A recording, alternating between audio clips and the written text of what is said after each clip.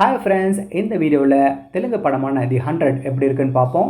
இது lines gate ஓடிடியில் Tamil டப்லேயே stream ஆகிட்டு இருக்கு. டிவி ஆக்டராக பாப்புலரான ஆர்கே சாகர் தான் இதில் மெயின் லீடாக நடிச்சிருக்காரு. இது கிரைம் அண்ட் இன்வெஸ்டிகேஷனை மையமாக கொண்டிருக்க படம். இதுக்கான கதையில் ஐபிஎஸ் ஆஃபீஸர் விக்ராந்த் சிட்டி அவுட்ஸ்கர்ட்ஸில் நடக்கிற ராபரி அண்ட் மர்டர் கேஸோட விசாரணையில் இறங்கும் போது அந்த கிரைமுக்கு பின்னாடி ஒரு பெக்யூலர் பேட்டர்ன் இருக்கிறத கண்டுபிடிக்கிறாரு. விக்ராந்த் ஆசைப்படுற ஆர்த்தி இதனால பாதிக்கப்படும் போது அந்த தேடல் பர்சனலாக மாறுது.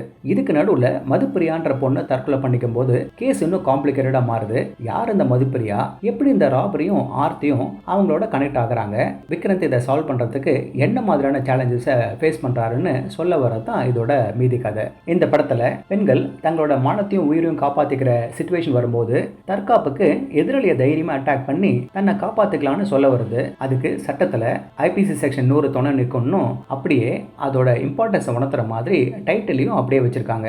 இதுல ஆர்கே சாகர் விக்ராந்த் ரோலுக்கு பொருத்தமா இருந்தது முதல் பிளஸ் படத்துக்கு. அடுத்து கதையை அவ்வளவா கெஸ் பண்ண முடியாத அளவுக்கு பெரும்பாலான நேரத்துக்கு கொண்டு போனது. சில ட்விஸ்ட்டுகளும் இன்வெஸ்டிகேட்டிவ் சீக்வன்ஸுகளும் கதையை ஓரளவுக்கு எங்கேஜிங்கா கொண்டு போகுது. எல்லாம் இப்படி இருக்க ஸ்லக்கிஷான பேஸ் இதோட ஓட்டத்தை கெடுக்குது.